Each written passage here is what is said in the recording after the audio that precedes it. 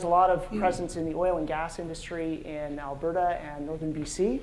And the result from all of this is we deal with a whole bunch of different types of data. And that's where FME becomes a real key to what I do at the company.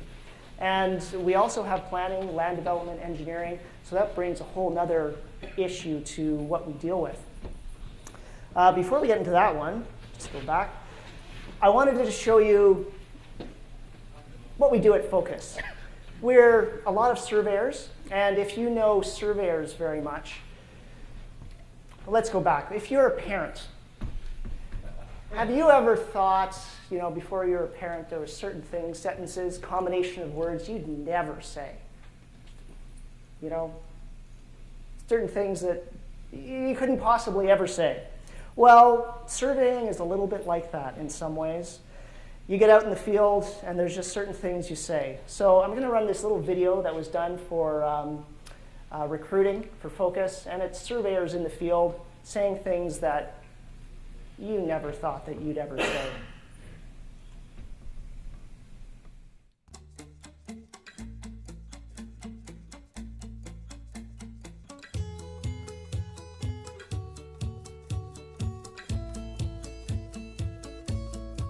Your left, no, your other left.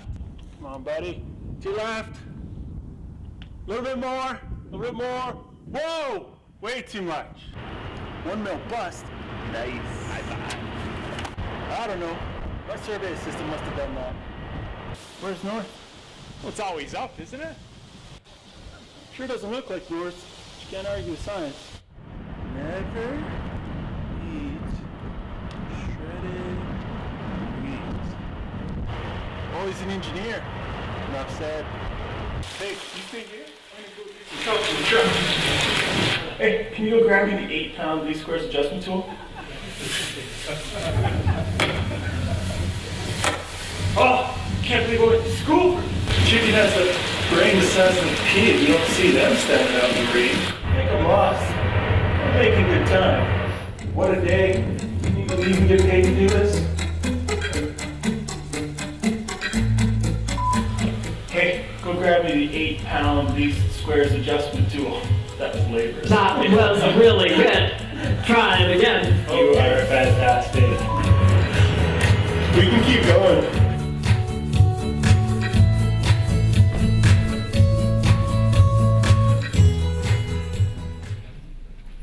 So just a quick introduction, a little lighter side of what we do. And so dealing with all this data, we have surveyors out in the field, we have survey jobs, and typically a survey job is kind of a small job. It'll last for maybe a couple days, you've got some data, you got to go on to the next job. Well, a lot of small offices for Focus, because we're all across Western Canada, it's a little bit of a difficulty to manage all of these jobs because the client will phone back in 4 years and say, okay, can you do a survey for us again? So you're asking people around the office, we did something there, right? Where was it? What did we do? We wanted to come up with a really simple way for some of these smaller offices to track their jobs. So we set up this simple Excel spreadsheet that doesn't really have too much to it, just has the listing of the job, where it was, who did it, and a nice easting and northern. Also, we added the ability for them to just put in quick little hot links. So what this links to is the actual documents or directory related to that job. And the way this works, we'll switch over to Google Earth here, is we have this Excel spreadsheet set up, the administrator deals with it, and then whenever they want, they just run the FME process. So they send me the tool to run the FME process, the queue to do that. And what we have listed here is all the jobs that Focus has done out of the Victoria office over the past 10 years. And connected to each of these jobs with those hot links, let's grab the right one, is, sorry, yes, my apologies.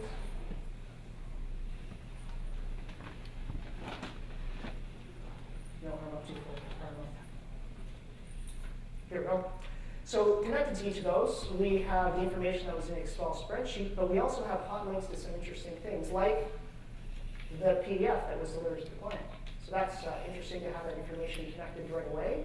And also, we have gone through the 400,000 files that Focus has on one of its servers and actually took all the points, the actual survey points, and created KMLs out of those. So linked to every single job, not only do we know where it was, we actually have all the survey information around what was created. We can now go back in, use those same ties, and using the power of Google Earth, we can even put more information like all the topic points. So this simple little tool has been a great time saver for them in getting back to finding jobs that they've done before. So heading back to our PowerPoint, shift F5. Oh, I can do it.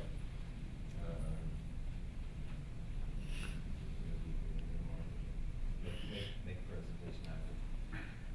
There we go. So next thing, large project management. This we thought would sort of find a way to help with a lot of the large projects that they do at Focus, large pipeline projects in particular. What this is there's 4 or 5 crews in the field every day, and they're automatically sending back their information at the end of the day, all their surveys that they do, the pictures that they take with their iPhones, any Garmin tracks. Somebody spots you're way in the bush and how do they get there, so they use a little Garmin to track where they got to.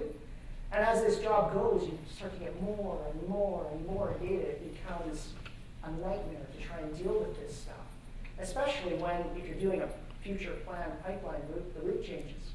So what parts can you use again? So for this, we have every night on my machine, we run a process that goes through and pulls all the photos, pulls all the surveys, pulls all the Garmin tracks, and creates a Google Earth file with each of the ones that were created. So now this is about a year and a half we've had this thing going. There's about 5,000 pictures. There's a couple, we might be up to about 1,000 surveys or so now.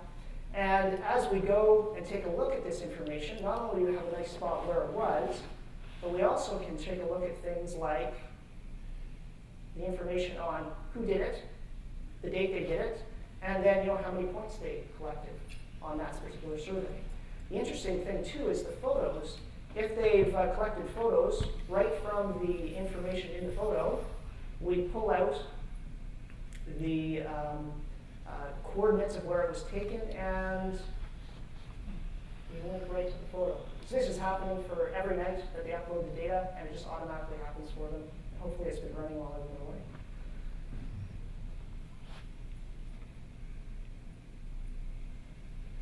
So to give you an idea, this is sort of the directory structure behind that. The 3 ones that I'm pulling for are shown there. We had to show XML. So for instance, they're using Trimble job books, so they create nice JXL files that we pull this information from. And then the GPX from the Garmin's. Then the photos. We use a little piece of software on the iPad called Theodolite, which stamps this information on the photo, but it's also stored in the header of the JPEG file. FME pulls right from that header to populate the points on the KML and get the look direction, the bearing, which is quite interesting as well. So that was that one. Another application that I've been doing for one of my clients, Victoria Airport Authority, is we help them out managing their GIS data, their CAD data. So we developed, when I first started working there, everything was in a CAD environment, and we moved them into a GIS environment, into a geodatabase. But we still had a problem. We had to get that information back to engineers or people that were requesting data to do development at the airport. So we made up a FME routine that automatically creates the CAD files. We're also running a web map based on map guide. So we need shapefiles and SDFs for that type of environment as well. We also want to do some quality control. So there's a series, I'm not going to show you all the FME scripts that did all this, but basically what it allows us to do is to have this one file geodatabase, use FME, and push it out to all of these environments, even to now starting to use mobile with IGIS, where we actually pull the information into IGIS. They walk out in the field, disconnect it, do their editing, come back in, and we pull it back into the geodatabase. all using FME, as a fairly seamless process. Quite a lot of data they have to deal with. Here we are looking at it in ArcMap. Also the same data shown in AutoCAD. I also bring in the object data from the GIS, so we don't lose any attributes, but we can do things like auto labeling. We can pull symbology based on what we want in the CAD file versus what we want in GIS. Most of the time, it's not the same, so we just have it set up so it pulls in what we want and creates what we want. And also to a map guide environment, this is just the web map internally. And then IGIS, which is actually quite a cool little application. This is showing the runway lights and the ability to pick on any of them and see the information on it, and then you can actually edit the shapefile data and work with it right on the device. This was a cool little project that we did for possible cell tower locations along Highway 3, southern BC. The client wanted to know, what the accesses to these possible sites were like. There may be logging roads or different accesses that were there. So they hired Focus to go out and collect some survey information from the site at the top to see, what the sight lines were like, what the conditions of the land were like, but also how to get there. And some of these trips off the main highway or main road could be like half an hour. So what they did is they recorded video, which is great, because then you can watch the video and see what the condition of the road is like, except after about the 17th turn, you've really lost where you are on the map. You have no idea where that spot where this tree is fallen across or the road is washed out. So we used a combination of a handheld GPS, videoed that at the beginning, and then started the video up, and then did the same for down, the trip down, same. Took a picture of the GPS, had it running at the same time. So now we had the ability to capture the video, capture the GPS, and put them together. So we used a couple of things here because it doesn't do video yet. FME couldn't take part in this part of it. We pulled every 5 seconds as a snapshot out of the video. We also didn't have MapNIC at that point, so I had to use map to create little key maps that I put in each video frame to tell where you are on this route. And then, of course, from the GPS, we could use the GPX track to do all that stuff. FME puts it all together, and we again stick it out in Google Earth because it's a nice, easy environment for people to look at. And there's an interesting connection with video with using YouTube. And if the demo gods smile on me, we will have the ability to show this. So here's one of the routes, and if we zoom on in, you can see what you're seeing here is the route underneath in the little yellow and red. Yellow and white. So you can see the points, but you can also see the routes. And each of these points is 5 seconds along the drive. So any one of them, if I click on it, it shows me that snapshot. It shows me, which direction I'm going and the location, and the little map here. So that's quite useful, especially when you get, way up the road, close to the top, and the conditions. That one's not too bad. Conditions aren't as good near the top. A lot of trees down, a lot of stuff like that. But we still have a bit of a problem, is because I only have a snapshot. How do I find that in the video if I want to see where I am in the video? Well, YouTube was the best solution we found for this. And we did take a look at, I'm sorry I didn't blow this up, but at the bottom you have the YouTube link, but then you can also put in a timestamp as to where to start the video from. So because we knew where along the video we were located, we could then get FME to create these links to YouTube. And let's hope this works. And it actually didn't work. I find this works on some machines and on others it doesn't. It's very, very odd. It was supposed to start at the timestamp. Try it one more time. Maybe it was because the first time it launched. Wait a second. Yeah, that's going to work. So it actually picked up the video from where I was located and keeps driving that way. And you're in YouTube, so you can, go back and forth. Go back in the video and start running it again. So we did this for quite a few sites, and now that it's set up at FME, it's actually a fairly repeatable and easy to do process. And what I really would like is that someone would come up with a video format that would embed GPS signals in it. And every single one I'm finding it, their GPS, the GP track is separate from the video. And you can't use the timestamp because the GPS is great, but your video, it's whatever your user happened to put into the video camera when it started recording. So I'm hoping someone comes up with a nice open standard that we all can use. And going back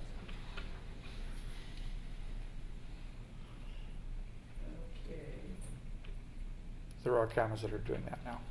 there are cameras, but the problem I've found is that most of them are doing, you have to use their third-party software to put it together, and that's what's driving me a little bit nuts. Okay, so 3D models. This comes from the idea in the engineering world. They like to deal with ground coordinates. So I don't know if you understand the difference between grid and grounds. Grounds more represents where you are on the Earth and represents distance as to what where I am. But grid is sort of a smoothed out, nice model of the Earth, and it doesn't always match. So distances change. The further you get away from the center of the Earth, distances get bigger or smaller if you get closer. So with FME, I'm able to use their simple little tools in there to do things like shift between grid and ground with the original data. So I don't touch the engineer's data. I read it from FME and then convert it to a grid format, because most of the other data I'm trying to merge it with is in a grid format. So why deal with ground when it's not going to match up to what's in the Earth? You don't have that problem. So I found a couple little tools, the offsetter, the affinner, which allows me to do this with LiDAR data, CAD data, anything I want. One of the things that we're working on is sort of the idea of a conceptual 3D model. So someone would give me this. All it would show is we were planning on putting a well site here. This is the idea of where the road might go. And using that, I can just digitize this in ARC or in CAD or something like that. And with my base data of LiDAR, photography, and a 3D model of what it might look like, I can create a simple 3D PDF. And that is quite a useful little guy to have. And this is something that I haven't checked in the latest version of FME if they allow to set up units, because it's all measurable. So you can actually measure distances in 3D, which is quite useful. You can use that to check sight lines, a whole bunch of stuff like that. Also, one of the things that I've run into that's quite difficult with FME is the fact that if you pull anything into it and you do any sort of tin modeling, it recreates your tin. So what I have found very useful with the way that FME works is that I can get the triangles to actually convert for me. Sorry for this. Convert for me. That's what I'm looking for.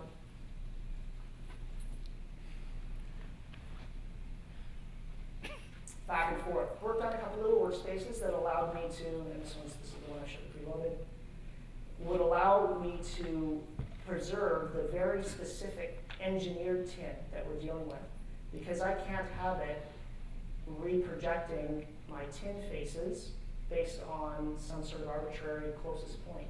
I need to maintain the fact that I have a wall here that's engineered, and it has specific heights that somebody spent a lot of time in Civil 3D designing, and I need to get that into my 3D PDF. So now the client can do their 3D measuring and figure out, that crashed. Sorry about that. Okay, we're almost done here. Let's see, it didn't crash. So the last thing I want to show quickly is map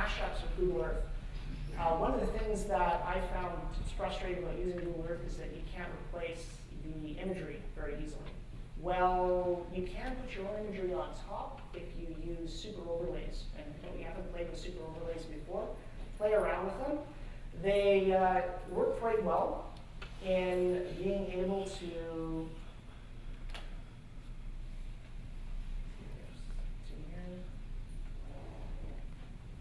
put your own imagery on top. So I have just a couple layers of data that was put into this KML, and as you can see, it's some imagery just popped in, and it was imagery that was created that's different than the Google, and it's tiled all up like Google would have it, so it shows right on top, and quite useful. Also have the ability to do 3D PDF linkages, things like that, directly through the KML. And as far as the last one goes, just wanted to show you, this one was quite interesting for me because not only are we using FME to generate all this stuff, these KMLs and this stuff in 3D, but we're also using it to create HTML for us.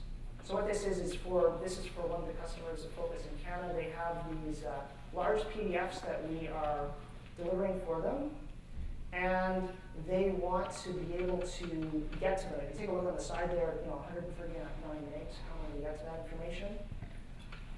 And so we've set up a little website that they can download it, and as you can see, it's password protected. And I think I'm going to give this up in a second. They always make the passwords too hard. Yeah, every single time.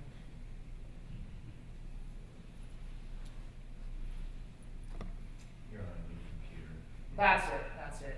So what FME actually does is all we have in a shapefile is a point location of where this well site was. And it has a couple of information like what the name of the site was and where the PDF is. And FME generates this web page, generates the KMLs, and allows, now it's going to ask me to log in again because I'm in a different browser again, allows me to generate the Google balloons and a quick little page, HTML page. So all I do when they tell me there's a new plan is I add one new point into my shapefile, and I click run, and then upload the stuff to the FTP site. And now my data cataloging is all done. My file is up there, the HTML is created. So I've shown you quite a few things that we've been working on, and that's basically it. So thank you very much for your attention, and not too many of you nodded off, so that was good.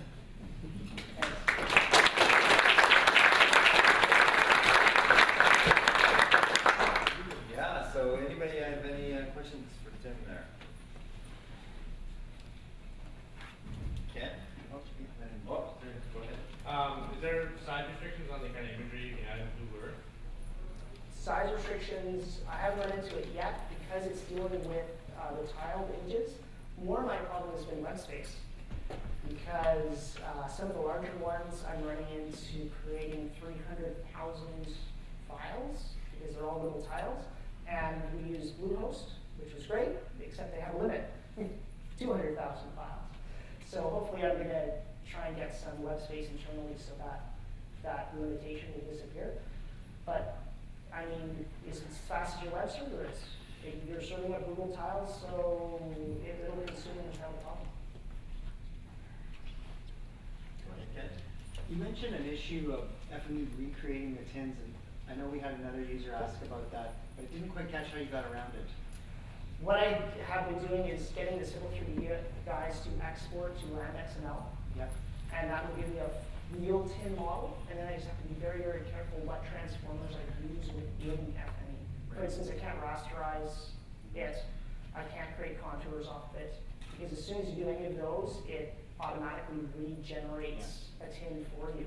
So I've had these discussions with you guys before, and I guess the problem is that without you, FME recreating it, there's no way to tell whether it's really a valid tin or not. And so it's sort of the trusted, the whole thing will break down, creating raster if the tin is actually not a valid tin. So 3D faces, but I can't do points, and it sort of takes a little bit of finagling to make sure you get it all. So you can the right still put spot. appearances on them now, I guess. Yeah, you can still put appearances on them, you can do things like that, but you just have to be very careful with what else you do with that tin. Yeah. Because it'll mess it up pretty good.